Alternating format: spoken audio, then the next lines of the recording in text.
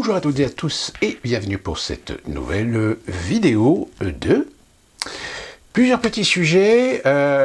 J'espère que vous avez apprécié la précédente vidéo qui est la première partie de Covid-19, la grand reset de Monsieur Klaus Schwab, et j'espère que je vais réussir à peut-être vous convaincre d'être très en alerte et d'être très attentif à l'avenir de ce qui va se passer. Pour juste compléter ce que je vous ai déjà exposé dans cette précédente vidéo, je rappelle que l'Union européenne vient de décider la mise en place du d'un passeport sanitaire, je crois. On y reviendra parce que ce passeport sanitaire, il rentre dans un des chapitres du livre concernant les technologies, et vous allez voir que là, les choses vont prendre véritablement sens concernant ce qui va être inclus potentiellement dans le Grand Reset et ce qui va en découler par de fait. Je vais revenir aujourd'hui sur une information, comme vous le savez, il y a une pression aujourd'hui de la part d'un certain nombre de professionnels de l'exploitation cinématographique, donc des salles de cinéma, sur le gouvernement, pour réouvrir les salles. Parce que en effet, on a déjà aujourd'hui des informations et des éléments qui tentent à démontrer qu'un certain nombre de rassemblements qui ont eu lieu, n'ont pas plus provoqué de clusters que ça, et que par conséquent, si on applique les normes sanitaires, les salles de spectacle, les théâtres peuvent parfaitement réouvrir. Donc la question est posée, sauf que le problème c'est que aujourd'hui on a un article qui a été repris dans les réseaux sociaux pour faire encore plus pression sur l'État, pour dire, voyez, là-bas aux États-Unis, réouvre les salles de cinéma. C'est le cinéma AMC de New York qui a réouvert ses portes depuis maintenant plusieurs mois, puisque je crois presque depuis plus d'un an, moins d'un an, un petit peu moins d'un an qu'il est fermé. Donc c'est un événement, évidemment. Donc évidemment, il y a des gens qui se servent de cet instrument, de cet élément, pour essayer de motiver le gouvernement, de finalement prendre une décision d'autoriser la réouverture des salles de cinéma. Sauf que le problème, c'est que tous ces gens, ou certains, ne veulent pas non plus donner un petit peu des informations qui ne sont pas négligeables. En résumé, pour ceux qui ne suivent pas, aux États-Unis, vous avez trois groupes d'exploitation les trois plus importants, qui sont AMC, Regal et Cinemark. AMC, fin été, disons mi-août, a réouvert ses salles dans un certain nombre d'États, les États qui autorisaient les salles de cinéma à réouvrir. Je suis en Caroline du Nord, la Caroline du Nord a décidé de ne pas autoriser la réouverture des salles de cinéma. Donc les salles de cinéma en Caroline du Nord sont restées fermées. En revanche, dans d'autres États, AMC a pu réouvrir ses salles avec l'espoir que le film de Christopher Nolan, Tenet, fasse revenir un peu les gens au cinéma. Un autre groupe avait également prévu de réouvrir ses salles et a rouvert ses salles dans les États où c'était possible, qui est le groupe Regal. Regal qui appartient depuis maintenant quelques années au groupe Cineworld britannique. Et donc ces deux groupes, avec un autre groupe donc, qui est Cinemark, ont réouvert leurs salles dans les endroits et dans les États, dans les villes où c'était possible. Le film Tenet est sorti, et malheureusement le film n'a pas fait ça le comble. Ça le comble dans la mesure évidemment des restrictions sanitaires. Je vais y revenir. Et donc les salles de cinéma ont continué à sortir un certain nombre de films. Alors évidemment, on l'a vu, les grosses machines de guerre, les gros blockbusters ont été décalés parce qu'évidemment, nous ne pouvons pas sortir dans de bonnes conditions pour que les films soient rentables. Sauf que du coup, les exploitants se retrouvent un petit peu comme de ronds de flanc, c'est-à-dire à devoir faire de l'exploitation avec des miettes, si je puis m'exprimer ainsi. Si bien que c'est début octobre, où moi déjà à l'époque, j'avais ma responsable qui m'avait envoyé, ainsi que le directeur de région avait envoyé un mail en disant qu'il fallait que je me prépare, que la réouverture était prévue début octobre. J'avais donc suivi une formation pour passer un certificat comme quoi j'étais bien formé à l'usage et aux procédures sanitaires. Ces procédures sanitaires, Eh ben, c'est du nettoyage, toutes les 20, toutes les 30 minutes, suivant certains organes, c'est les portes, les planches de porte, les toilettes, les fauteuils, après chaque fin de séance. Donc chaque fin de séance, il y a une procédure, vous utilisez un spray et ensuite vous devez nettoyer, etc. Donc ça me demande du temps, évidemment. Et en plus de ça, il y a une restriction aussi sur la vente des produits, tout ce qui est popcorn, boissons, bonbons, et en ce qui me concerne, restauration, puisque là où je travaille, je fais aussi de la restauration. Un certain nombre de produits, donc, ne vont pas pouvoir être vendus. Il faut savoir quand même que les cinémas font énormément de chiffre d'affaires sur ces produits, et c'est également vrai en France. Donc le groupe Cineworld britannique, début octobre, au détriment de ce que les Américains espéraient, décide de refermer les salles Regal à l'échelle nationale américaine. Pourquoi ? Tout simplement parce qu'ils se sont rendus compte que ce n'était pas du tout rentable. C'est-à-dire qu'ils dépensaient pour les matériels et devaient augmenter leur personnel pour évidemment suivre les normes et les règles sanitaires, parce que c'est pas avec les personnels qu'ils avaient qu'on pouvait le faire, puisque comme je le rappelle, on est un peu comme en France, c'est-à-dire qu'en semaine, le personnel, ils sont peut-être, je dirais peut-être 1 ou 2 personnes dans le cinéma, mais il n'y a pas de caisse, vous achetez vos billets éventuellement au bar, et au bar, c'est généralement l'un des responsables qui est derrière la caisse, c'est-à-dire qu'il y a, à la limite, qu'il y a qu'un serveur, je dirais, et une personne en cuisine, c'est tout. Et ça, c'est valable tous les jours de la semaine jusqu'au vendredi. Par contre, à partir de 4h, 5h, enfin 17h, là, vous avez le personnel qui arrive pour la soirée. Donc, la soirée, vous faites votre chiffre pour la journée. C'est là que ça a commencé un petit peu à réfléchir, on se dit finalement, vu ce qu'on fait en après-midi, est-ce que ça vaut le coup d'ouvrir le cinéma en après-midi ? La question, elle a été posée déjà à l'époque. Et donc, de fait, pas assez de personnel, donc on aurait été obligé d'embaucher du personnel. Et c'est ce qui s'est passé dans un certain nombre de cinémas Regal, c'est-à-dire qu'ils ont embauché du personnel pour pouvoir respecter les normes sanitaires, sauf que la fréquentation n'est pas là, sauf qu'ils ne peuvent pas vendre autant qu'ils vendaient par la restriction du nombre de produits à la vente comme ils faisaient avant. Donc du coup, au niveau des chiffres d'affaires, au bout d'1 mois et demi, ils ont dit non, c'est pas possible, on ne peut pas continuer comme ça va nous coûter plus cher que de rester ouvert. Donc, la société Cineworld décide de fermer définitivement, enfin pas définitivement, mais de fermer tant que la situation ne s'améliore pas, les cinémas Regal. Et moi je sais qu'on peut en avoir discuté un petit peu avec un des responsables, ils m'ont dit de toute façon, Cineworld n'est pas décidé à réouvrir les cinémas tant qu'on ne pourra pas exploiter les salles pleinement, c'est-à-dire ne pas être obligé de ne vendre que la moitié des billets, c'est-à-dire que sur une salle de 100 places, on ne peut vendre que 50 billets, pour respecter les distanciations. Et le problème qui se pose aujourd'hui, c'est que, déjà aux États-Unis, certains responsables de ces sociétés d'exploitation commencent à réfléchir, peut-être à réimaginer ou réinventer le modèle de l'exploitation. Et ce qui se rajoute, en plus de ça, c'est évidemment le streaming. C'est-à-dire, aujourd'hui, la guerre est ouverte entre les cinémas d'exploitation, c'est-à-dire les salles de cinéma, et les services streaming, dans lesquels aujourd'hui, vous avez un certain nombre de maisons de production qui ont leurs billets. Je vais y revenir un petit peu plus loin, vous allez voir pourquoi. Et du coup, donc, les cinémas Regal aux États-Unis sont fermés, les cinémas AMC sont restés ouverts dans les États et dans les villes où ils avaient l'autorisation de rester ouverts. Cinémark, lui, est toujours fermé.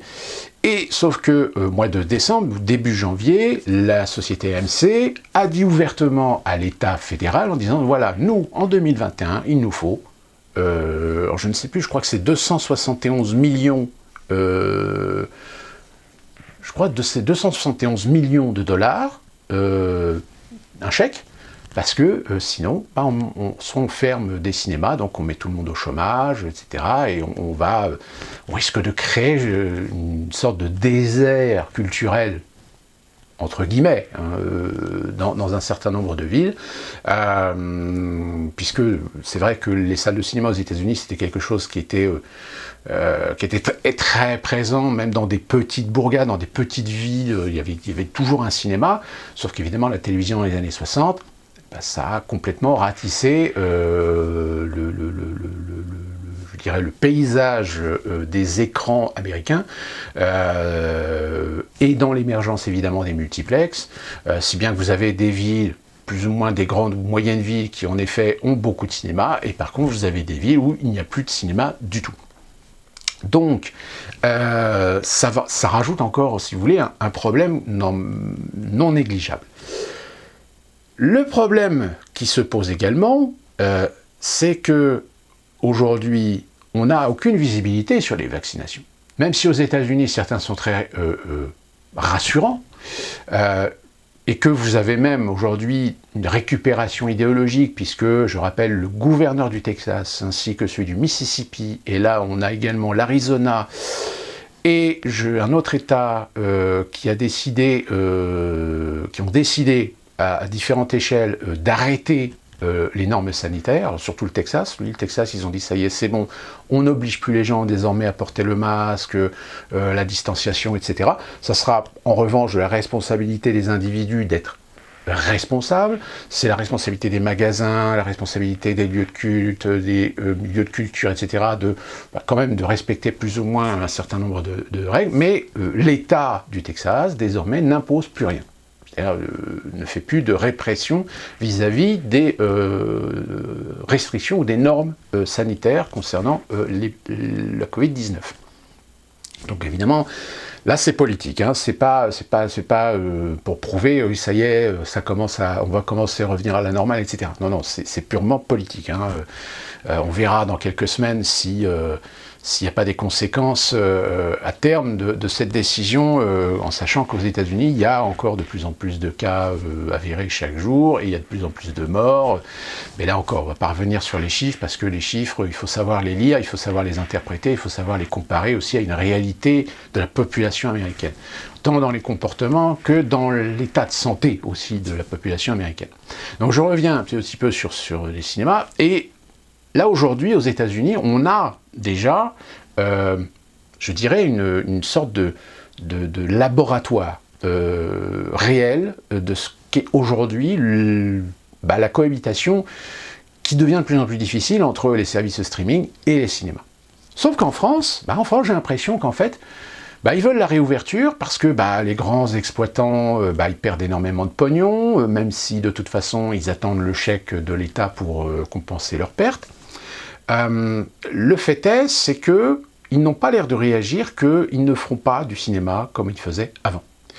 Je rappelle, Warner a décidé de diffuser ses gros blockbusters en sortie salle et en parallèle sortie sur la plateforme HBO Max. Alors, ça limite un petit peu les dégâts dans le sens où à l'état international, HBO Max pour l'instant n'est disponible qu'aux États-Unis, mais quand même.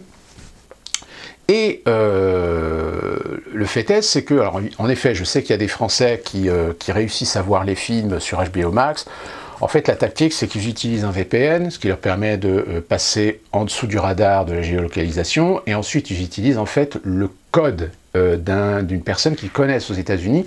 C'est-à-dire que les personnes qui ont HBO Max aux États-Unis avec un mot de passe, eh bien, prêtent leur mot de passe à des Français qui, par conséquent, peuvent accéder à HBO Max avec un VPN. Ce qui est le même cas pour Netflix États-Unis, parce que il y aura toujours le problème de l'inscription. C'est qu'au moment de l'inscription, si vous mettez votre adresse française, ils vont vous dire non, vous ne pouvez pas vous inscrire sur le Netflix américain, vous êtes obligé de passer par le Netflix français. Voilà, ça c'est pour les petites tactiques, on va dire. Donc la guerre est véritablement déclarée, et on n'a pas l'impression qu'en France, ils prennent conscience des conséquences, c'est-à-dire que ce que ça va amener dans l'avenir, même une fois que peut-être que la Covid sera calmée, qu'on reviendra enfin à une normalité entre guillemets, hein, je dis bien entre guillemets, c'est-à-dire quand je dis normalité, c'est avec moins de restrictions, peut-être avec plus du tout de restrictions, plus de masques, etc. Mais on va continuer à vivre avec la Covid, et certainement qu'on va devoir changer nos habitudes de vie en société, nos habitudes de déplacement, etc. Ça, de toute façon, mettez-vous bien ça dans le crâne, ça, la vie d'avant, c'est fini.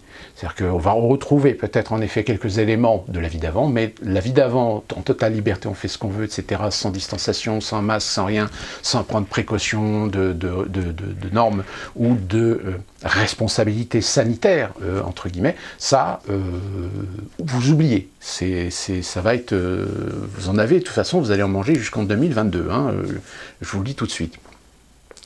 Et donc, de ce fait... les outils qui sont aujourd'hui ceux de l'exploitation, alors en France, on va différencier les grands groupes des petits cinémas indépendants. À la rigueur, les petits cinémas indépendants, eux encore, peuvent s'en sortir parce qu'ils ont une clientèle qui est peut-être un peu plus disciplinée, mais qui est plus exigeante. Et puis, en plus, c'est des cinémas qui vivent essentiellement de subventions. Donc, en revanche, si les subventions sont coupées, ces cinémas-là, c'est fini, terminé, hop, ils peuvent mettre la clé sous la porte. Par contre, en ce qui concerne les grands réseaux d'exploitation, ceux qui ont construit des multiplex un peu partout, etc., ben, les multiplex, ça coûte de l'argent. Et de ce fait, c'est pas avec des restrictions sanitaires ou des restrictions semi-restrictions sanitaires qui pourraient être mises en place dans 2 mois, dans 3 mois, dans 4 mois, en cas de réouverture des cinémas, c'est que au niveau de la rentabilité, ils ne gagneront pas d'argent. Et ils gagneront encore moins d'argent si, en plus de ça, ils n'ont plus l'exclusivité des blockbusters. C'est-à-dire tous ces gros films commerciaux qui leur permettent, sur 1 ou 2 semaines ou sur 1 ou 2 week-ends, bah, de faire leur chiffre d'affaires. C'est pour ça que je vous parlais de Warner aux États-Unis. Il faut savoir que les exploitants qui ont décidé de réouvrir, je prends l'exemple de Cinemark, qui a réouvert dans certains États, ont décidé, ont pris une décision comme Warner avait, pas Warner, mais AMC avait pris une décision vis-à-vis de Warner. Je vais y revenir dans quelques instants. Vous allez voir que ça devient vraiment une guerre entre les deux. C'est qu'on a mal l'impression que les groupes d'exploitation français ont compris qu'il va falloir repenser leur façon de faire du cinéma. D'autant plus que pour ceux qui veulent absolument revoir les salles ouvertes, qui veulent retourner au cinéma, vous avez intérêt à faire des économies parce que les cinémas ne vont pas vous louper. C'est-à-dire que le prix des places de cinéma vont augmenter. C'est-à-dire qu'elles vont prendre à peu près entre 2 ou 3 euros de plus par rapport au prix que vous avez connu par le passé. Alors ça ne sera pas le cas de tous les cinémas, puisque chaque cinéma, évidemment, adaptera plus ou moins sa tarification par rapport à sa fréquentation, par rapport à sa clientèle, etc. Mais je peux vous garantir que sur Paris, la plupart des cinémas parisiens qui réouvriront, surtout ceux des gros groupes, type Gaumont, Pathé, UGC, je pense qu'MK2 aussi, les prix vont augmenter. C'est-à-dire que vous n'allez pas vous en sortir à moins de 15 euros le tarif plein. Je dis bien le tarif plein, 15 euros. 14, ça me semble avoir vu que sur Paris, ils étaient déjà sur 14 euros. Donc si ça réaugmente, ça va peut-être faire 16 ou 17 euros la place de cinéma. Et le problème, donc évidemment, ça va jouer. Ça va jouer considérablement. Et c'est là qu'on en vient à ce que je vous disais tout à l'heure par rapport à Disney et les streamings. Vous le savez peut-être, vendredi dernier, donc hier le 5 mars, est sorti le dernier fleuron, on va dire, de l'animation Disney, qui est Raya. Ce film-là. Sauf que le film qui est là, il est sorti donc dans les salles, dans les pays où c'est ouvert, et sur la plateforme Disney+. Sauf que sur la plateforme à Disney+, le film n'est pas gratuit, il y a un supplément. C'est-à-dire que là, vous achetez le droit de voir le film en exclusivité, qui est de 29,99, c'est-à-dire 30 $. Voilà, 30 $. Alors évidemment, ça peut faire reculer, sauf que Disney avait déjà fait l'expérience avec Mulan l'année dernière, et il s'est trouvé que, en dehors de la qualité du film, l'opération a été quand même lucrative. Pourquoi ? Tout simplement parce que c'est le genre de film qui va se voir en famille. Donc minimum 3 à 4 personnes, 2 adultes, des adultes qui souvent ne vont pas régulièrement au cinéma, donc n'ont pas forcément accès à des produits leur permettant d'avoir accès à des tarifs réduits, ou vont aller dans ce qu'on appelle les séances matinées, où en général il y a un prix préférentiel, mais là encore, même si le prix est préférentiel, on va dire 6 ou 7 euros, vous faites le calcul, à 4 personnes, vous arrivez très rapidement au même prix que si vous l'aviez vu sur Disney+. Et encore, il faut avoir la disponibilité d'aller dans ces séances matinales, ce qu'on appelle les séances matinées, si tant est que les cinémas les pratiquent aussi. Donc du coup, si vous faites la comparaison entre le cinéma et le streaming, 30 $ ou 30 € le film, inconvénient, ça vous coûte 30 $. Avantage, vous pouvez voir le film quand vous voulez. Vous ne vous emmerdez pas à trouver une place de parking ou essayez de vous trouver une place de parking dans un parking gratuit ou un parking payant. Je pense à Paris, par exemple. Si vous voulez aller voir le film sur les Champs-Élysées, il est évident que vous allez devoir payer le parking. Sauf si, évidemment, les cinémas ont des accords avec les parkings pour vous obtenir un ticket gratuit. Le monde. C'est-à-dire que forcément, les séances matinées, vous n'êtes pas les seuls à réagir qu'on va aller à la séance matinée parce que c'est moins cher. Tout le monde veut aller à la séance matinée où c'est moins cher. Donc du coup, vous risquez d'avoir beaucoup de monde. Donc forcément, prendre le risque à un moment donné, même si aujourd'hui, beaucoup de cinémas maintenant pratiquent la réservation de places, je peux vous dire que si vous vous renseignez auprès de professionnels du cinéma et des salles de cinéma, vous allez vous rendre compte que même avec les places réservées, ils ne sont pas à l'abri des fois d'être obligés de gérer un certain nombre de conflits. Donc voilà, il y a beaucoup de contraintes finalement que si vous alliez le voir au cinéma. Alors au cinéma, l'avantage c'est quoi? C'est la grande salle. Grande salle, grand spectacle, et puis c'est vrai que voir un film dans une salle de cinéma avec un peu de monde dans la salle, vous avez une ambiance que vous n'avez peut-être pas chez vous.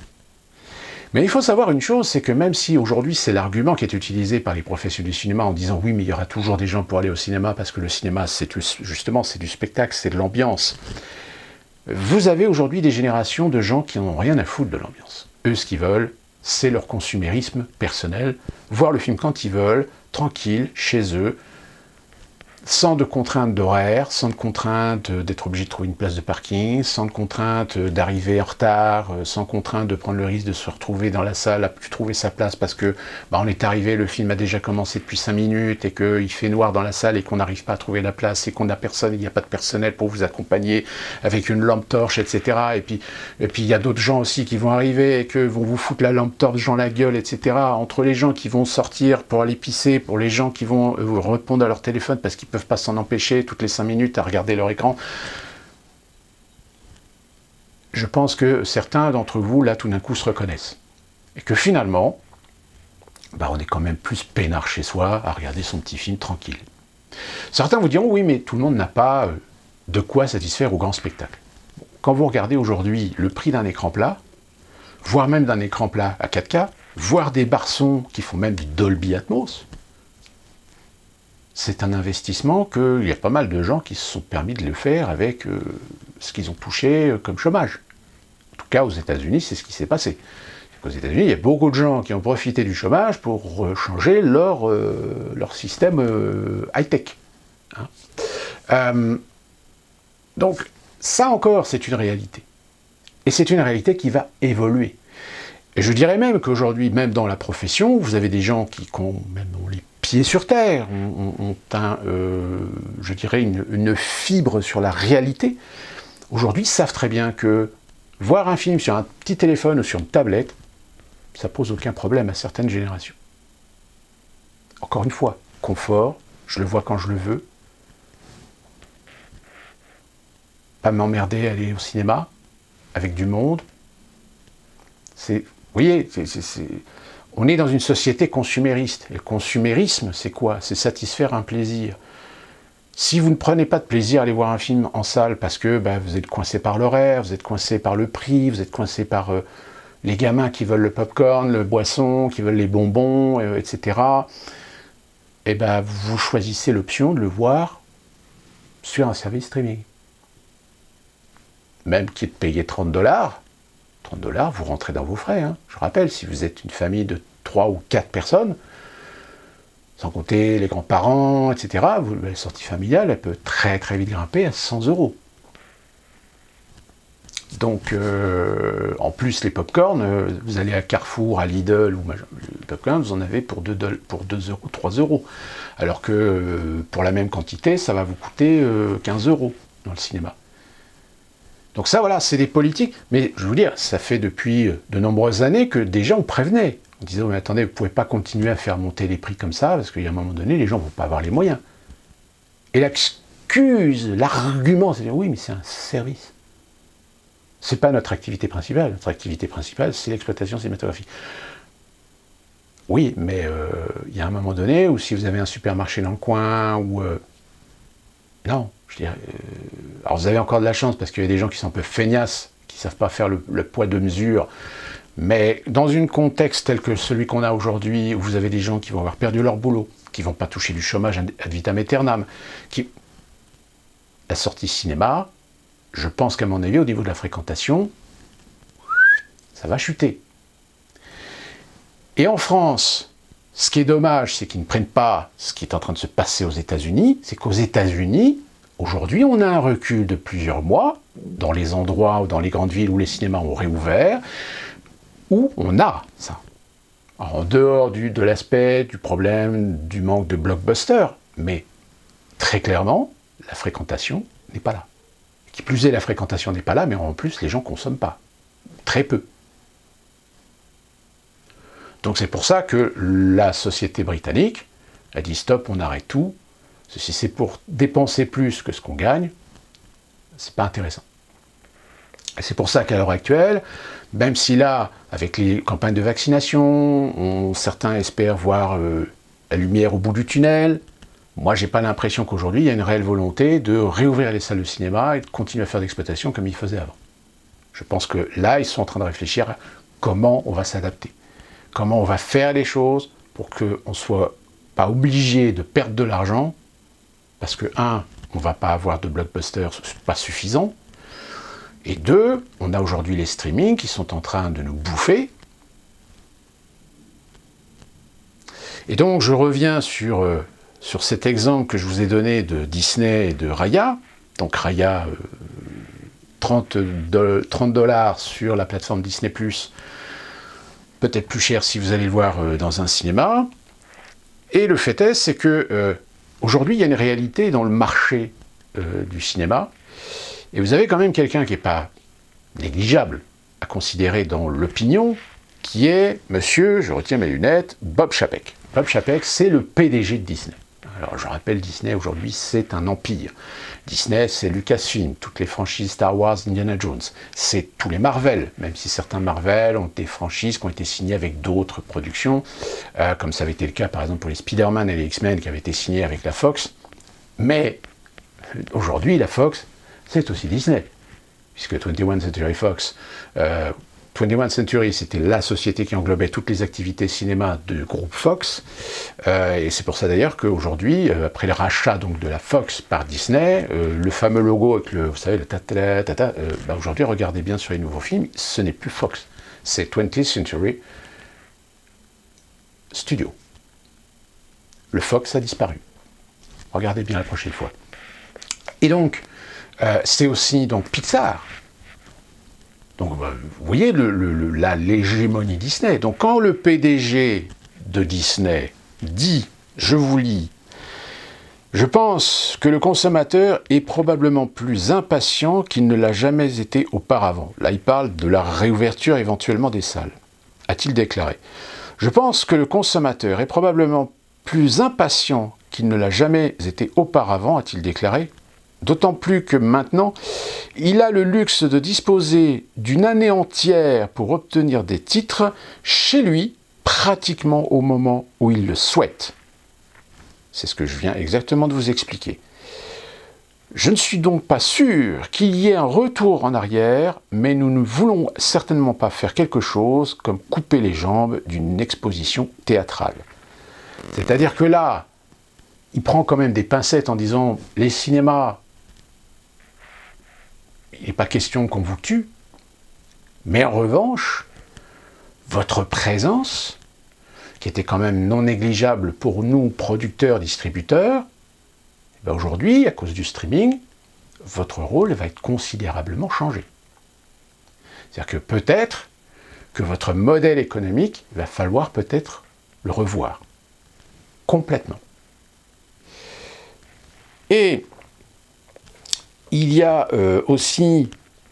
Alors, les recettes des sorties en salle sont toujours importantes. Une fois que tous les cinémas rouvriront et que les consommateurs se sentiront à nouveau à l'aise pour aller au cinéma, mais les consommateurs veulent avoir le choix au moment de la sortie du film. Regarder le film à la maison ou le regarder au cinéma, et la fenêtre de cinéma, même si elle est raccourcie, raccourcie au niveau des sorties, hein, c'est-à-dire, souvenez-vous, il y a encore une quinzaine d'années, non, plus loin, une vingtaine d'années, quand le téléchargement sur Internet a commencé vraiment à exploser. Avant ça, vous aviez des délais, c'est-à-dire que le film sortait en juillet aux États-Unis et sortait parfois en septembre, novembre, voire même plus loin en France. C'était voilà, un étalement, on va dire, de l'exploitation et de la sortie des films à l'international, sauf que, évidemment, le numérique, le téléchargement a considérablement menacé cette politique, surtout pour les gros films.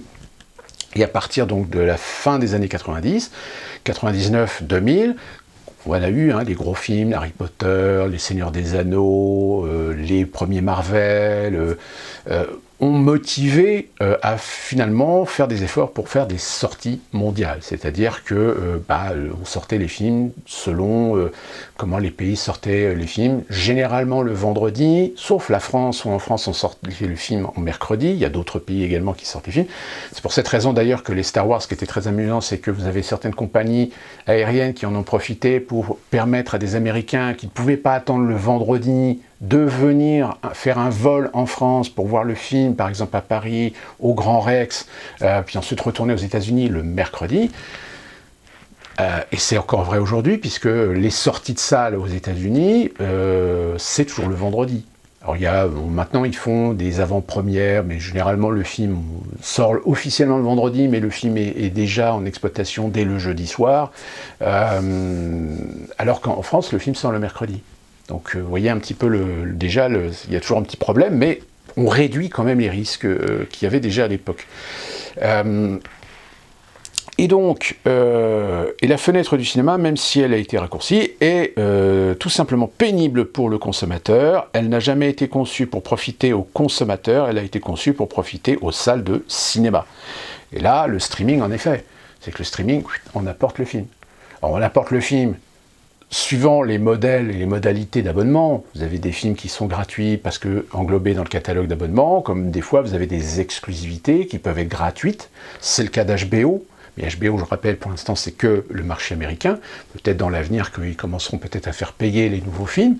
Mais par exemple, Disney+, aujourd'hui, que vous avez en Europe, avec Raya, vous payez le film. Alors, je crois que le film payant, c'est peut-être pendant un mois.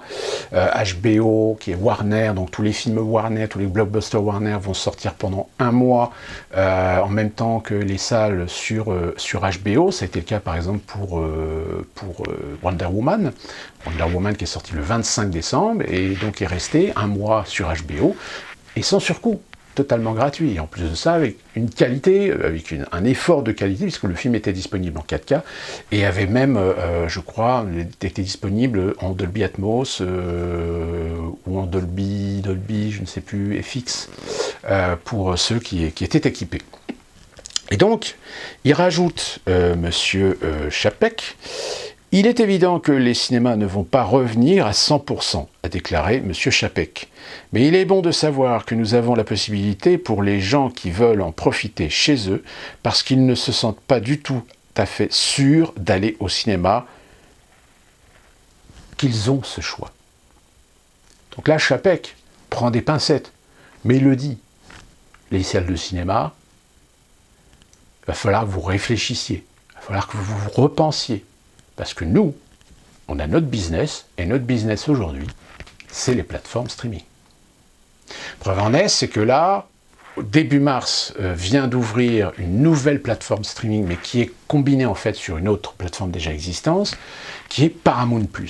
Paramount+, voici, mais qui fait partie du bouquet CBS All Access, qui est disponible aux États-Unis. Là encore, Paramount, au lieu de diffuser ou de disperser un petit peu ses films, ou tout du moins ses franchises ou ses licences, que ce soit sur CBS ou Netflix ou Amazon Prime, eh bien aujourd'hui, Paramount va s'offrir son propre réseau streaming dans lequel il va pouvoir mettre non seulement ses films, mais aussi ses programmes produits pour la télévision, ses séries produites pour la télévision. Donc ça rajoute encore une fois de plus un concurrent aux autres. Donc j'ai envie de dire aujourd'hui, réouverture des cinémas, oui, sauf que le problème c'est que si aux États-Unis, on sent bien qu'il y a des responsables aujourd'hui qui sont en train de réfléchir à comment aujourd'hui allier les deux univers, c'est-à-dire l'univers streaming et l'univers des salles de cinéma, sachant qu'aux États-Unis, il faut savoir que les exploitants aujourd'hui sont soumis.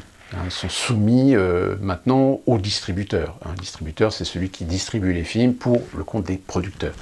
Alors qu'en France, il y a encore une capacité, je dirais, de la part des exploitants à s'affirmer comme étant des acteurs essentiels dans le processus culturel de la diffusion des films.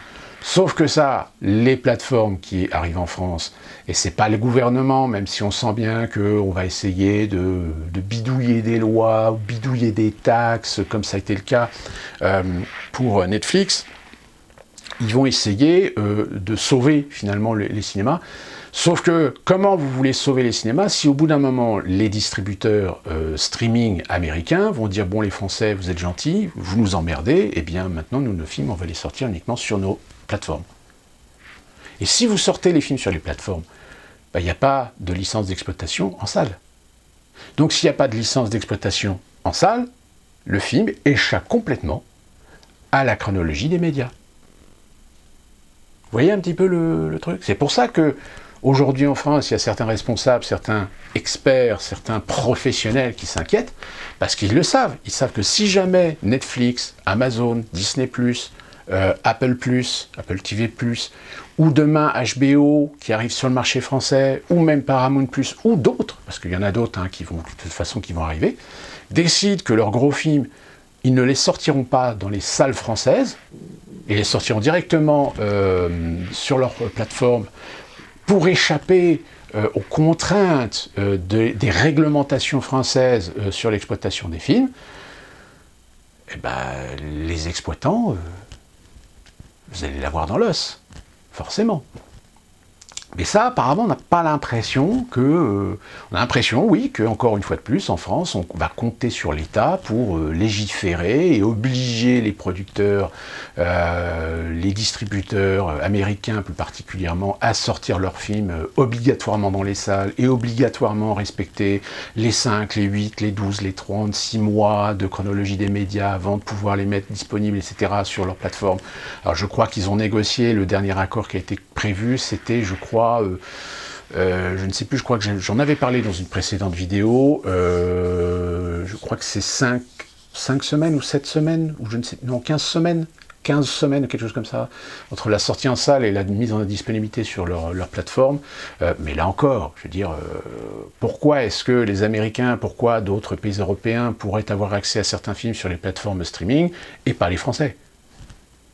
Et comme je vous l'ai dit, les Français qui s'y connaissent un peu en informatique, avec un VPN, en chopant un mot de passe, etc., ils vont pouvoir avoir accès à ces films. Donc, peut-être pas les films payants, mais après, je ne fais pas de militantisme, je ne fais pas de prosélytisme là-dessus, mais on connaît qu'il y a d'autres solutions, et je dirais même d'autres solutions, on va dire illégales, mais qui aujourd'hui permettent d'accéder à des films de qualité. Parce que je rappelle que ce procédé illégal, avant, quand on voulait vraiment voir le film, on avait quoi? On avait des screeners. C'est-à-dire des gens qui filmaient les films avec des caméras numériques, etc. dans les salles. Mais généralement, le son était pourri, l'image était pourrie, etc. Alors que là, si vous repiquez le film sur le réseau streaming, vous avez un film de qualité. Après, ça dépend ce que vous utilisez ou ce que vous trouvez dans un processus illégal pour récupérer certains films, mais aujourd'hui vous avez un film, vous l'avez dans différents formats, vous l'avez en 720, vous l'avez en 1080, avec du Dolby Atmos, du 5.1, du 7.1, voilà, je veux dire, c'est... ça aussi, je veux dire, ça rentre aussi en ligne de compte. Donc voilà, je veux dire, j'ai envie de dire, faites attention à tous ces faux débats finalement sur la réouverture des salles de cinéma, parce que la réouverture des salles de cinéma, aujourd'hui, s'ils réouvrent les salles de cinéma en France, forcément, ces compagnies vont être obligées de demander un gros chèque pour compenser leurs pertes, et en plus de ça, ils vont vous faire payer, le prix cher, quoi. Et encore, prix cher, c'est-à-dire que je pense avoir vu que pour un film en IMAX, par exemple, pour les salles qui paient, un IMAX, tarif normal, 20 €. Et encore, plus cher si vous faites de la 3D. Là, ça commence à faire cher la place de billet. Enfin, la place de cinéma. Donc, il y a un moment donné, et en plus de ça, je terminerai là-dessus. Moi, je sais pertinemment que ça fait depuis maintenant une dizaine d'années que les cinémas réfléchissent à de plus en plus de dématérialisation, à de plus en plus d'automatisation, c'est-à-dire donc à moins de personnel. Sauf que là, ils vont être dans la merde, parce que s'ils réouvrent les cinémas et qu'ils vont être obligés de respecter des règles sanitaires, ça veut dire qu'ils vont être obligés d'embaucher des gens. Parce que très sincèrement, s'ils ont l'impression ou s'ils croient qu'ils vont utiliser les personnes qui sont responsables et leur demander de faire le nettoyage, l'assainissement de leur cinéma après chaque film, après chaque séance, etc., dans leur rêve. Je veux dire, moi, je vous donne juste mon expérience personnelle. Hein, ça fait maintenant bientôt plus de presque 10 ans que j'ai quitté l'exploitation. Déjà à l'époque, on demandait à des responsables de tenir la caisse, de faire le contrôle, etc. Mais pendant ce temps-là, le responsable, il ne fait pas son boulot. Donc il a l'impression de devoir faire son boulot, d'être productif, mais comme il bouche les trous parce qu'on n'embauche pas suffisamment de personnel dans le hall, on voit la caisse, on voit la vente au comptoir, etc. Et c'est la même chose aux États-Unis. Aux États-Unis, il y a plein de cinémas qui fonctionnent comme ça, comme je vous l'ai dit. Moi, le cinéma où je travaille, c'est ça. Si vous allez à une séance le jeudi après-midi, il n'y a personne. Il y a 2 employés, un à la cuisine et un serveur. C'est tout. Il n'y a pas de caisse. La caisse, c'est directement au comptoir. C'est le responsable, l'assistant responsable, la directrice qui tient le bout. Donc, comment voulez-vous, dans un modèle économique qui aujourd'hui est en fait pris entre deux feux, croire qu'ils vont pouvoir revenir à la normale? Non, c'est pas possible. On y reviendra parce que je pense que c'est quelque chose qui va continuer à évoluer. N'hésitez pas, si vous avez des questions sur ça, n'hésitez pas dans les commentaires. Et tout de suite, on passe à la suite. La suite, deuxième sujet, on va le faire un petit peu plus court. Vous le savez, j'ai déjà abordé le sujet sur les générations identitaires. Le Conseil des ministres a décidé la dissolution des générations identitaires. Ce qui, sur les réseaux sociaux, eh bien, vous avez le jour et la nuit. C'est-à-dire, le jour, c'est ouais, c'est génial, c'est super, c'est bien, voilà, enfin la démocratie a fonctionné. Et la nuit, c'est quand même des gens qui disent ça pose quand même un problème éthique. Le problème éthique, c'est que, comme je vous l'ai expliqué, Génération Identitaire, c'est un groupe essentiellement de jeunes, avec des idées, des opinions, qu'on aime, qu'on n'aime pas. Avec des gens qui expriment leurs idées de façon modérée, de façon logique, ou de façon extrême. Comme partout.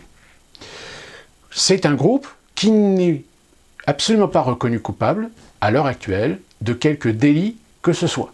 Puisque toutes les plaintes qui ont été déposées contre les identitaires, que ce soit pour la mosquée de Poitiers, que ce soit pour l'opération des frontières, ils ont été... les plaintes ont été... ils ont pas été déboutés, mais ils ont gagné en fait leur procès. C'est-à-dire que en fait, ceux qui ont porté plainte contre eux ont perdu. Ce n'est pas un groupe qui appelle à la haine. Je dirais même si certains ont cette fâcheuse tendance à faire de l'interprétation et ou de la conviction de dire qu'ils ont de la haine dans leur groupe, dans leurs opinions, mais en réalité, on cherche où est-ce que ça a pu être exprimé. Donc on déforme en effet des vérités sur le fait qu'ils sont contre l'immigration illégale, mais on ne va pas dire, des fois, j'ai vu des articles, ils sont contre l'immigration, et ils n'ont pas dit illégale. Vous voyez un petit peu la déformation. Je tiens à préciser, je ne fais pas de prosélytisme ni de militantisme pour les identitaires, je dis simplement c'est que là, le fait d'avoir dissous ce groupe pose un problème sérieux et éthique. C'est quoi le problème ? C'est qu'aujourd'hui, vous avez des groupes militants, activistes, de gauche, ultra-gauche, ou même de droite, vous avez des mouvements antiracistes, vous avez des mouvements racialistes, vous avez des mouvements indigénistes, qui ont tenu, que ce soit par les réseaux sociaux, voire même sur des plateaux de télé, des propos qui ont incité à la haine, qui ont incité à la discrimination.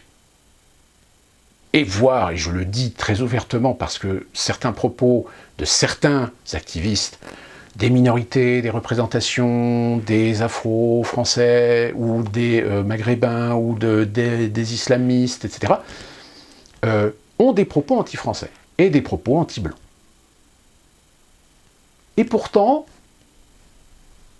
même si on a fait une tentative de vouloir dissoudre une organisation musulmane, etc., ça a quand même fait tout un foin pour la liberté d'expression, la liberté d'opinion, la liberté de religion, etc. Alors que les identitaires, on n'a pas eu le même discours. Pourquoi ? Parce que les identitaires, on les a estampillés d'extrême droite. Donc tout ce qui est extrême droite, forcément, ça doit être dissous, ça doit disparaître. Et ça revient un petit peu à ce que j'avais déjà expliqué dans une vidéo. Il y a un moment donné, il faut se poser la question. Quand on se prétend vouloir la liberté, l'égalité, défendre les intérêts de minorités, défendre l'équité, l'égalité civique des individus, quels qu'ils soient, et donc les soumettre aux libertés fondamentales de la République et de la démocratie, mais que, à côté de cela, on ne l'autorise pas, voire même on l'interdit, on le bannit, on le censure à des gens qui ont fait certainement 10 fois moins que ce que ceux qui les accusent d'être d'extrême droite ont fait, eh bien oui, en effet, il y a un moment donné, on se pose la question, on dit mais si un mouvement d'extrême droite, on va faire plaisir, qui pourtant n'a tué personne, n'a fait aucun appel à la haine, et n'a fait qu'en fait, réalité, soulever des sujets qui sont en effet liés à des sujets qui sont le fond de commerce de l'extrême droite, mais qui ont une certaine légitimité, puisque lutter contre l'immigration illégale, c'est pas raciste, c'est juste faire respecter la loi. Sauf que lutter contre l'immigration illégale, lutter ou promouvoir la remigration, alors là attention, remigration, là le mot est presque limite banni aujourd'hui du discours politique, parce que c'est une utopie, que moi je considère être aussi un petit peu une utopie, parce que à moins d'avoir un pouvoir fort et à moins d'avoir des leaders ou des responsables politiques au pouvoir qui ont des couilles, excusez-moi l'expression, ça se verra jamais. Aujourd'hui, dans le paysage politique, personne n'aura le courage de faire ce qu'on pourrait considérer être de la remigration. D'autant plus que remigration, ça pose aussi le problème. C'est qu'est-ce qu'on appelle de la remigration ? Qui ça concerne ? Est-ce que ça concerne des étrangers en France, mais qui ne foutent rien, qui ne produisent rien, qui ne payent pas d'impôts et qui vivent au crochet de la société ? Ou est-ce que ça concerne des enfants de 2e, 3e, 4e génération issus de l'immigration et qui sont en fait des problèmes, mais qui sont bénéficiaires du droit du sol et qui sont tout aussi français dans le droit que n'importe quel autre individu né en France ? Enfin, vous voyez, c'est un sujet à débat qui nécessiterait forcément, de la part là par contre des gens d'extrême droite, de modifier les textes de loi, de modifier le droit du sol, par exemple. Mais voilà, c'est un autre débat, ça c'est un autre débat qui est utile, qui est nécessaire, pour essayer de clarifier un petit peu les choses, mais comme tout ça est recouvert par la chape de plomb de la bien-pensance, de l'idéologie de gauche, droit de l'homiste, etc., le débat est interdit. Et non seulement le débat est interdit, mais alors en plus de ça, aujourd'hui on utilise des pouvoirs pour bannir, dissoudre et interdire des gens de s'exprimer sur des sujets, même pourtant des sujets qui méritent, je dirais, l'attention, qui méritent des questions, qui méritent des débats. Donc, le problème, c'est qu'aujourd'hui, avec Internet, et vous en êtes peut-être certainement la preuve, c'est qu'il y a des gens quand même qui s'informent, et qui, à un moment donné, font d'outils de comparaison. Ils se disent, mais pourquoi est-ce qu'on dissout un groupe qui n'a fait de mal à personne, qui a cassé deux chaises et 2 carreaux dans une mosquée, mais qui n'a jamais agressé de musulmans, qui n'a jamais appelé à faire des bastonnades de musulmans, qui n'ont jamais demandé à chasser violemment les émigrés qui viennent illégalement en France, qui ont juste posé un postulat. Avec des idées derrière, alors des idées, encore une fois, sur lesquelles on peut débattre. Mais aujourd'hui, le débat est interdit.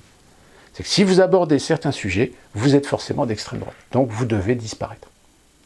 Certains disent aussi qu'ils sont surpris du manque de soutien du Rassemblement national vis-à-vis des identitaires. Qu'est-ce que vous voulez que je vous dise? Moi, ça fait depuis le début que je dis que Marine Le Pen n'est pas quelqu'un d'extrême droite. C'est une femme politique qui a des idées et qui utilise des phénomènes sociétaux, sécuritaires, des problèmes liés à l'immigration pour rassembler et rameuter de l'électorat. Mais moi, sincèrement, Marine Le Pen au pouvoir en 2022, je ne la vois pas du tout présidente de la République. Alors à moins qu'il y ait une incidence ou un événement spectaculaire de dernière minute, etc. Mais là, je tiens quand même à rappeler qu'elle a quand même retourné sa veste sur pas mal de sujets. Retourner sa veste sur pas mal de sujets, au détriment, je dirais même, des ultra convaincus du parti, qui là aujourd'hui se disent, mais elle fait quoi là? Qu'est-ce qu'elle fait là? Qu'est-ce qu'elle est en train de nous faire?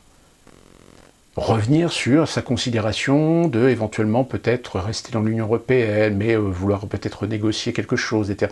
Non, on l'a déjà expliqué mille et mille fois, on ne renégocie pas des accords. Vous ne pouvez pas même changer un point, une virgule dans les accords ou les traités européens. On a signé, on est dedans, soit on y reste et on accepte toutes les règles qui nous sont imposées, soit on sort. Mais il n'y a pas d'entre-deux. Il n'y a pas de « on va renégocier », non, il n'y a pas de renégociation possible. Sauf que, voilà, le système étant fait que, de toute façon, comme je l'avais expliqué dans une vidéo, si vous voulez aller tenter votre chance dans l'élection présidentielle, eh bien, il faudra de toute façon que vous vous pliez à des règles. Si vous allez à l'encontre des règles, eh bien, vous êtes déjà, de toute façon, définitivement grillé. C'est-à-dire qu'on vous laissera faire un petit peu de politique, faire des meetings, essayer de rassembler de l'électorat, proposer des idées, etc. Mais il y aura un moment donné où on vous coupera l'herbe sous le pied. C'est soit on vous obligera à vous associer ou à vous affilier ou à faire des alliances avec d'autres partis politiques, puis au final, au pire, vous récolterez peut-être un petit poste de secrétaire d'État ou un truc comme ça, mais de toute façon, vous serez mis à l'index. Ou alors, vous serez discrédité par tous les moyens possibles et inimaginables, comme peut-être certainement d'ailleurs François Asselineau en est actuellement la victime avec ses accusations de harcèlement sexuel.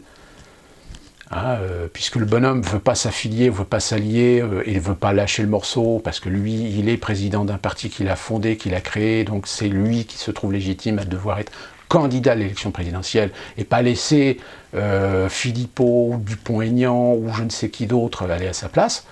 Bon ben voilà, on le casse, on lui brise les pattes. Donc pour revenir sur Génération Identitaire, la grosse erreur du gouvernement, c'est de croire que les gens, à un moment donné, ne vont pas se poser la question de dire mais pourquoi est-ce que ce groupe, on le dissout et pas d'autres?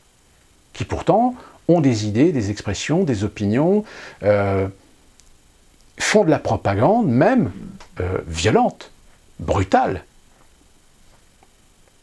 Alors moi, j'ai peut-être une réponse à vous donner, après vous le prenez, vous le laissez. Diviser pour mieux régner. C'est-à-dire détruire, et je reviens dessus, détruire la société française. Monter les gens les uns contre les autres, monter les communautés les unes contre les autres, monter les convictions idéologiques, politiques et religieuses les unes contre les autres. Et finalement, les gagnants, ce sera ceux qui réussiront à foutre une guerre civile en France, pour ensuite légitimer au reste du peuple poltron, parce qu'il y en aura, il y en a déjà, de toute façon, on l'a bien vu avec les lois, avec les règles sanitaires, etc. On a bien vu des gens qui ont dénoncé leurs voisins, qui ont dénoncé des gens. Donc on en aura toujours, des poltrons. Et qui feront que, de toute façon, donneront par consentement la possibilité à l'État de durcir son pouvoir et en arriver à un totalitarisme. Et là, le totalitarisme dans son expression la plus pure. Hein, parce que là, on parle de totalitarisme sanitaire, on parle de totalitarisme liberticide, sur les libertés, sur les fondamentaux, etc. Mais c'est, voilà, c'est des... oui, mais c'est temporaire. Oui, mais vous comprenez que là, la situation, il y a une urgence sanitaire, donc on est obligé de prendre des mesures, mais ce n'est que temporaire, etc. Non, c'est pas temporaire. Je rappelle, je l'ai déjà dit 1000 fois, que les décisions concernant l'urgence de lutte contre le terrorisme, qui devaient être temporaires, finalement aujourd'hui ont été constitutionnalisées, ont été institutionnalisées. Alors que c'était temporaire. Hein, et on a bien vu, ça a accéléré le mouvement dans un certain nombre de domaines, et d'ailleurs je reviendrai dessus dans la vidéo, deuxième partie du livre de Schwab sur les technologies, sur le suivi, sur le traçage des individus. Parce que ça, on va y venir, c'est prévu. Donc posez-vous la question, même si vous détestez les générations identitaires, même si vous considérez les générations identitaires comme des néo-nazis, posez-vous la question. Si aujourd'hui, on donne une légitimité à lutter contre des idées néfastes, nauséabondes, dangereuses, considérez que ces considérations doivent s'appliquer à tout le monde, y compris à une dame comme Madame Diallo, avec ses propos, comme un certain nombre d'idéologues, M. Benatar par exemple, qui lui aussi a des fois exprimé à plusieurs reprises son intention de nous faire payer à nous petits Français blancs judéo-chrétiens le passé douloureux de ses ancêtres. Si on est dans une politique revancharde, parce qu'il y en a, ils le sont dans cette politique et dans cette idéologie revancharde, ça les amène à tenir des propos, à tenir des idées, pour faire de la propagande qui, à mon avis, est 1000 fois plus nocive et 1000 fois plus haineuse que ce qu'on a pu entendre ou lire chez les identitaires. Je dis bien ce qu'on a pu lire et entendre chez les identitaires, pas les retranscriptions ou les traductions que certains en ont fait pour vous alerter de la dangerosité des identitaires. Sauf que le problème, c'est que l'inversion de valeur, elle doit fonctionner aussi envers d'autres, mais on ne l'a pas. C'est plutôt le contraire qui se passe. C'est quand on voit des mouvements extrême gauche tout péter, foutre le feu, voire même foutre le feu à des endroits qui peuvent avoir des conséquences sur l'intégrité physique de personnes, voire de biens privés, etc. Ah oui, non, c'est pas bien. Ah, qu'est-ce qu'on en fait? Ben, on n'en fait rien. On n'en fait rien parce qu'il n'y a pas de volonté politique de faire quelque chose, parce qu'on sait que c'est des gens qui sont créés, financés, aidés, gérés par des groupes, par des institutions, par des philanthropes, qui sont dans cette optique de vouloir foutre le bordel dans une société pour arriver à leur dessein. Plus ou moins avec la complicité de l'autorité, de l'État.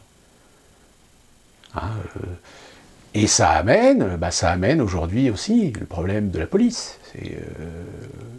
Alors j'ai vu, je vais terminer avec ça, parce que c'est plus ou moins lié, il y a, vous avez peut-être vous avez peut-être vu la vidéo, de ce nouveau groupe qui s'appelle, je crois, Touche pas à mon flic, qui est en fait un groupe qui est plus ou moins affilié à Policiers en colère. Policiers en colère qui est un syndicat plutôt aligné, on va dire droite, extrême droite, quoique encore une fois, le problème, c'est que quand on aborde des sujets de la réalité, tout de suite, il y a des idéologues qui le transforment pour en faire des idées d'extrême droite et vous estampiller d'extrême droite. Mais c'est vrai que Policiers en colère est plutôt un syndicat qui est un syndicat récent. Je ne sais pas si vous en souvenez, il y avait eu quelques années sous Hollande ces manifestations des PJ, des polices judiciaires, commissaires, etc. Et ce syndicat a été créé à cette époque, si ma mémoire est bonne. Et ils ont créé donc ce mouvement Touche pas à mon flic, et ils font un debunk de la fameuse vidéo de Zecler, du fameux producteur, rappeur, etc., avec leur interprétation évidemment de la vidéo. Alors, je ne suis pas là pour dire s'ils ont raison ou tort. Le fait est, c'est que on a la possibilité à un moment donné de donner la liberté d'expression, de pouvoir donner des éléments d'information et de faire de la contre-argumentation. On a le droit de le faire en France. Eh bien, apparemment, non. Puisque tout de suite, évidemment, vous avez, je ne sais plus quel organisme de presse, je crois que c'est l'AFP, ou etc., qui a voulu défendre Loopster qui était à l'origine donc de la diffusion de la vidéo. Et évidemment, là, on en revient à une guerre idéologique, finalement. C'est faire passer les flics pour des pourris, ou faire passer les flics pour des gens qui, finalement, essayaient de faire leur travail, mais face à des individus qui, de toute façon, ont un refus catégorique et systématique de l'autorité. J'ai envie de dire, les deux se valent. C'est-à-dire que, finalement, il y a du fautif des deux côtés. C'est à la fois les flics qui sont peut-être allés un petit peu trop loin et sont tombés dans le piège de leur auto-satisfaction de croire que parce qu'ils sont des gens d'autorité, de pouvoir pénétrer, de pouvoir essayer d'arrêter ou d'interpeller l'individu, alors que, sincèrement, en tant que flic, moi j'aurais dit non, c'est bon, laissez-le, de toute façon là il est dans la baraque, il est coincé, donc nous on va faire une procédure, on va faire les choses légalement, etc., au lieu de foncer dans l'art, d'essayer de l'arrêter, de le taper dessus, etc. Là en effet, il y a erreur, je pense. Même si, encore une fois, peut-être si vous êtes flic, vous m'expliquerez ou dans les commentaires s'il n'y a pas aussi un problème de procédure. C'est-à-dire que si un individu est constaté comme étant ou pouvant être susceptible d'être dans une forme de délit, eh bien l'interpellation doit être faite immédiatement et pas tergiversée. Sauf que là, voilà. Et après, il y a une situation, il y a un contexte qui fait que les choses sont difficiles à faire la part des choses. Et ça, c'est le rôle de la justice, finalement, de faire la part des choses. Et puis d'un côté de dire que les flics ils ont fait leur boulot finalement, que c'est pas qu'un contrôle d'identité, c'est parce que les policiers ont suspecté que l'individu possédait certainement certaines choses illicites, et que dans ce cas-là ils sont dans leurs prérogatives, etc. Mais encore une fois de plus, là encore, c'est un événement donc, qui est instrumentalisé par de l'idéologie politique, et chacun en est de sa propre version pour défendre ses idées. Le fait est, c'est que malheureusement, l'affaire Zecler, c'est une affaire comme il en existe un certain nombre, comme il va encore en exister, c'est-à-dire que comme on est dans une pleine guerre idéologique, une pleine guerre d'intérêts politiques, d'intérêts clientélistes et de propagande, et bien malheureusement, ces affaires ne peuvent pas être traitées sainement et objectivement, même la justice elle-même va avoir du mal à résoudre ces problèmes-là parce que des juges sont eux aussi parfois impliqués politiquement. La preuve, c'est que vous avez aujourd'hui de plus en plus de témoignages de gens de la justice qui le disent.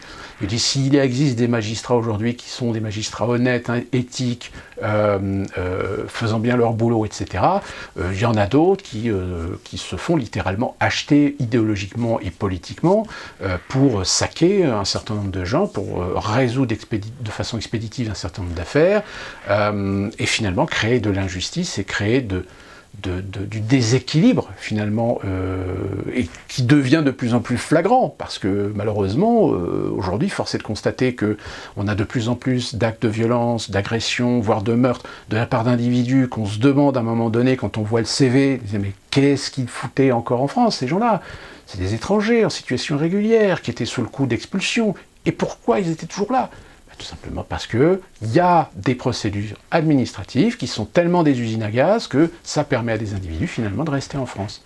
En revanche, vous, petits particuliers qui votaient, qui payaient vos impôts, qui avaient une vie honnête, etc., tout d'un coup, quand vous faites recoincer sur le périph' à 18h01, vous prenez 135 € dans la pompe parce que vous n'êtes pas chez vous après l'heure du couvre-feu. Comment voulez-vous? Il y a un moment donné où tous ces éléments imbriqués, vous ne pouvez pas, à un moment donné, vous dire non, c'est voulu. C'est pas que du dysfonctionnement, c'est voulu, c'est fait exprès. C'est fait exprès pour faire monter la température, faire monter la colère. Sauf que le problème, c'est qu'à la tête du pays aujourd'hui, en France, vous avez un gouvernement qui est complètement incompétent et qui fait que des conneries. Et encore à la limite, si on avait cette stratégie de vouloir faire en sorte de monter les gens les uns contre les autres, ça demande de la subtilité, ça demande de la stratégie, ça demande de l'habilité. Sauf que le problème, c'est qu'à la tête de la France, vous avez un gouvernement qui n'a pas ces habilités, qui n'a pas ces subtilités, qui n'a pas ce machiavélisme, je dirais, pour faire monter la température. Ce qui est le cas aussi aux États-Unis, et là je vais terminer là-dessus. Vous avez Biden qui évidemment continue à faire ses ordres exécutifs pour retirer ou annuler des ordres de Donald Trump.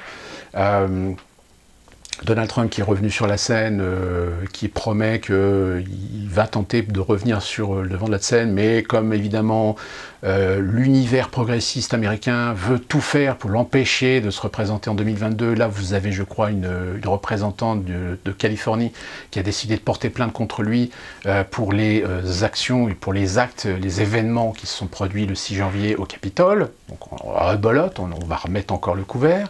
Alors là c'est pas au niveau fédéral mais c'est au niveau d'un État. Vous avez Biden qui dans sa campagne, avait quand même un argument de poids, et qui était tout à fait, je dirais, limite cohérent dans la volonté d'essayer de faire avancer un petit peu le schmilblick, c'était d'augmenter, je vous en avais parlé, le fameux tarif, le taux horaire fédéral à 15 $. La motion est passée au Sénat, le Sénat a envoyé, expédié le projet de loi et a été refusé. Et il a été refusé. En plus de ça, alors là c'est là que ça devient compliqué, c'est que vous avez des sénateurs progressistes, des sénateurs démocrates, il y en a 8, qui ont voté contre cette loi. C'est-à-dire qu'ils ont voté contre la loi du président de leur parti. Pourquoi ? Eh bien parce que c'est des représentants qui font partie, qui sont des représentants d'États qui ont déjà des contextes économiques compliqués. Et ils savent que voter cette loi-là, c'est prendre le risque pour leur clientélisme politique, leur clientélisme de réélection possible, parce que vous avez des tonnes et des tonnes et des tonnes aux États-Unis de petits business qui ne peuvent pas se permettre de payer 15 $ de l'heure des employés. Même si au sein de certains États, chaque État peut modifier le taux horaire fédéral, etc. Sauf que le problème, c'est que le taux fédéral je crois qu'il y a un contexte qui fait que le taux fédéral, on autorise les États à faire un taux plus bas, mais pas moins de 35 ou 40% du taux fédéral. C'est le cas par exemple pour la Géorgie, où avec un taux de 7,62 taux horaire actuellement fédéral, la Géorgie a un taux de 5 $. Donc ils sont au-dessus des 40%, donc ça passe. Alors que 15 $, là, ça risque de poser problème, parce que ça veut dire que certains États comme la Géorgie seraient obligés de réaugmenter leur taux horaire. Même si peut-être le monter à 7 ou 8 $. Donc voilà, donc là les Américains qui ont voté Biden de la couche sociale basse en pensant que ouais, non. Par contre, ils ont là voté 1 trilliard 9 de subventions pour des différents secteurs d'économie, différents secteurs d'activité. Une partie de cet argent ira en effet pour aider un certain nombre de business. Bon, c'est pas précisé quel type de business, hein, parce qu'un business ça peut être en fait des chaînes, ça peut être des sociétés avec des chaînes, des licences, des principes de franchise, etc. Et pas le petit restaurateur qui s'est ouvert dans la petite ville au fin fond de Denver, de Minneapolis ou des trucs comme ça, hein, qu'on soit bien clair. C'est un peu comme en France, hein, vous savez, vous avez le propos, le texte grand public, diffusé par les médias, et puis la réalité des faits, où dans le texte, vous le voyez, il y a tellement de petites lignes, tellement de conditions, tellement que finalement, vous avez eu la joie de dire c'est bien, je vais être aidé, puis au final, vous ne serez pas aidé, parce que vous êtes déjà dans une situation avant la pandémie où vous étiez en quasi-faillite, ou parce que vous avez eu un procès pour fraude fiscale, ou parce que vous avez eu un redressement fiscal qui a déterminé que vous n'avez pas été très clair dans vos comptes, et en fait, l'aide ou la subvention, elle va vous passer sous le nez. Vous n'en aurez pas. Donc voilà, ça ne s'arrange pas finalement. À chaque fois qu'il y a une petite lueur d'espoir de se dire au moins il y a des actes. Alors il y a quand même des choses bien qui se passent, etc. Mais le problème c'est que c'est que du temporaire. C'est comme je vous l'ai dit, cette fameuse expression qui consiste à dire que c'est le bricolage qui dure. C'est-à-dire qu'on répare quelque chose en bricolant quelque chose pour pour que ça tienne, mais en attendant de pouvoir le changer. Mais il faut le changer. Or, si vous faites un bricolage et puis vous ne changez pas, le bricolage risque d'empirer quelque chose, et la prochaine fois que ça va péter, c'est pas une réparation qui vous coûtera 20$, mais qui vous coûtera 200$. Vous voyez, c'est un peu ça le principe de l'expression. Et là, c'est ce qu'on est en train de faire aujourd'hui. On est en train de faire de la rustine, on est en train de faire du bricolage, en attendant, finalement quoi ? En attendant que le grand reset commence à voir son nez pour permettre de remettre des nouvelles règles, de nouveaux principes, de nouvelles doctrines, et puis permettre aux 1% de s'assurer encore plus de pouvoir et encore plus d'hégémonie sur l'ensemble des pays souverains. Et puis vous, petits citoyens que vous êtes, vous aurez le choix, c'est soit vous rentrez en dissidence et vous vous révoltez, soit vous êtes compatissant parce que vous êtes pas trop coincé par votre petit confort ou par le fait que tant que j'ai mon téléphone, tant que je peux voir la télé, tant que je peux bouffer, etc., là, je ne vais pas me mettre à dos ma banque parce que j'ai déjà un crédit, j'ai déjà des découverts, etc. Donc j'essaie de m'en sortir du mieux que je peux, mais le problème, c'est que sans sortir, vous ne vous en sortez pas. Vous ne faites que vous enfoncer pour être encore plus esclave, pour être encore plus en servitude. Et tout ce qui va être mis en place à l'avenir, ça va avoir cet intérêt, cet objectif, en réalité, de vous mettre en servitude, de vous mettre dépendant de la société, et de ne plus avoir de liberté, finalement. C'est le cas aux États-Unis. Aux États-Unis, il faut savoir que vous avez 45% des Américains qui sont déjà en surendettement.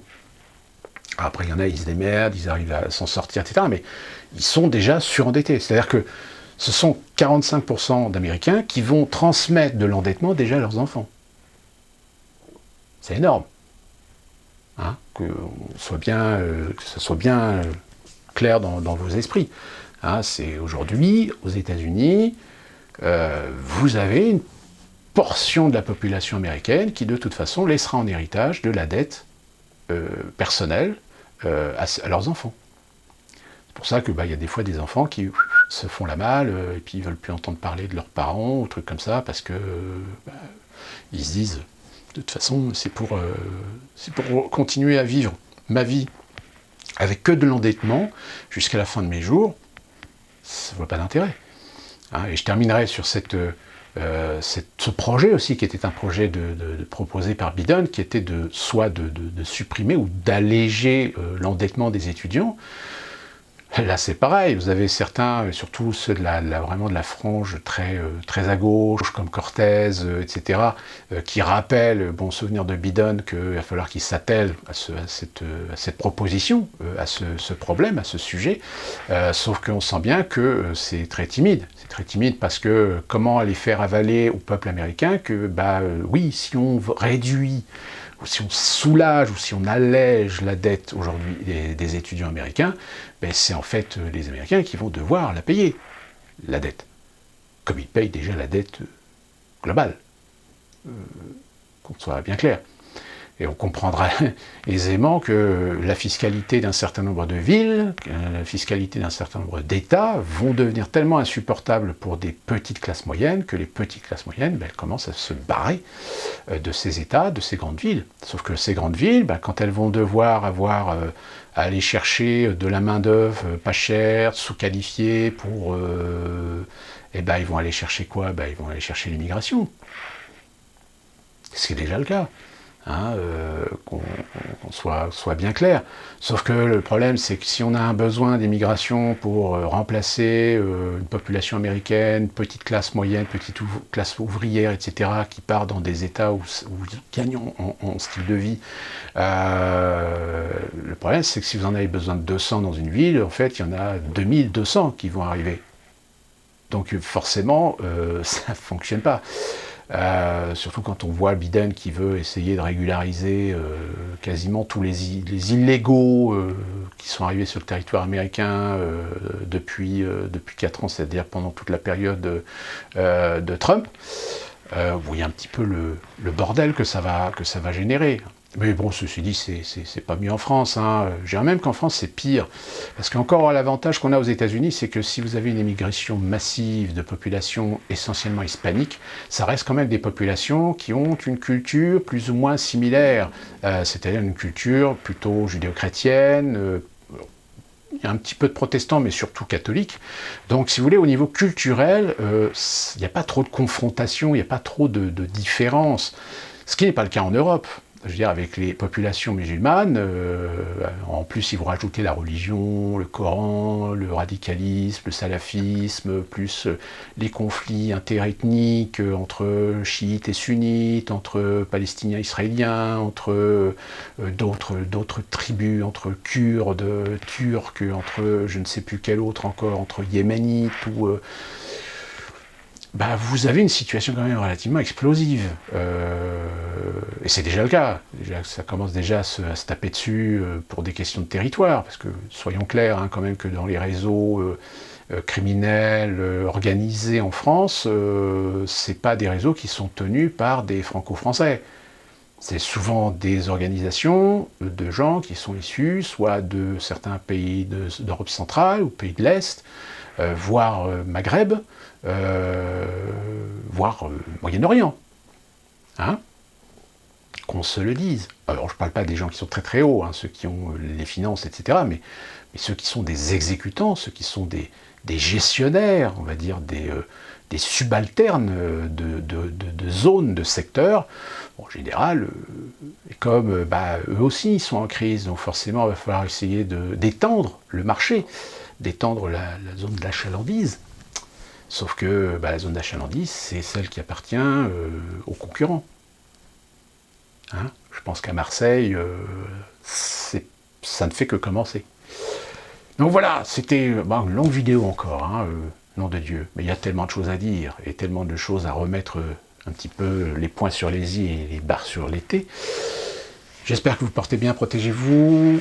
Croisons les doigts pour que la situation s'améliore en France. Ici aux États-Unis, on va voir ce que ça donne, parce que très franchement, entre les chiffres qui sont pas bons et des États qui utilisent la pandémie pour faire de l'argumentation et de la propagande politique, etc., pour régler des comptes, ça va être encore un sacré bordel. Et on se retrouve très prochainement pour une nouvelle vidéo. Et d'ici là, portez-vous bien.